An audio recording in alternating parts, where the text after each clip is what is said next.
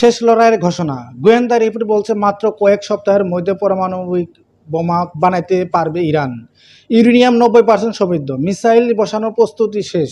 মধ্যপ্রাচ্যে কি পারমাণবিক যুদ্ধ শুরু হতে যাচ্ছে? বিস্তারিত এমআরজেটিভি নিউজ রিপোর্টে থাকছে। আইএএর সর্বশেষ রিপোর্ট অনুযায়ী ইরান এখন 84% ইউরেনিয়াম সমৃদ্ধ করছে। বোমা বানাইতে লাগে 90%। বিশেষজ্ঞরা বলছে আর মাত্র 15-20 দিন। ইরানে 3টি গোপন স্থানে কাজ করছে নাতাঙ্গা, ফুরজ ও পারচিন। গত সপ্তাহে ইরানে নতুন 100 সেন্ট্রিফিউজ চালু করছে। ইরানের দাবি এটা শান্তিপূর্ণ কাজ, কিন্তু কেউ বিশ্বাস করে না।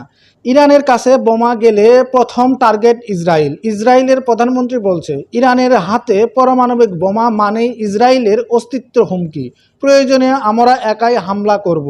যুক্তরাষ্ট্রের অবস্থান। মধ্যপ্রাচ্য 2টি বিমান বাহিনী রণতী B-2 বোমারুদ্ধ বিমা রেডি।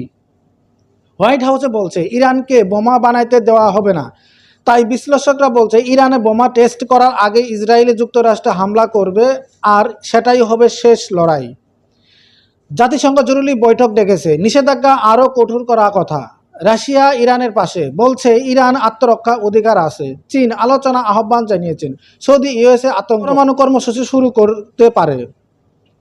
ফল তেলের দাম ব্যারেল $140, বৈশ্বিক মুদ্রা আশঙ্কা। পারমাণবিক যুদ্ধ হলে বাংলাদেশ 3টি বড় ক্ষতি। জ্বালানি তেলের দাম 50% বাড়বে, রেভিডেন্স। মধ্যপ্রাচ্য 1 কোটি বাংলাদেশি ঝুঁকি। খাদ্য, গম, ভোজন তেলের দাম বাড়বে। পররাষ্ট্র মন্ত্রণালয় বলছে আমরা সব নাগরিকের নিরাপত্তা নিশ্চিত করব। ইরান পরমাণু বোমা এখন সময়ের ব্যাপার।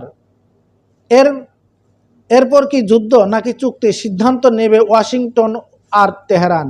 আন্তর্জাতিক সংবাদের আপডেট পেতে চোখ রাখুন এমআরজেটিভি নিউজের পর্দায়।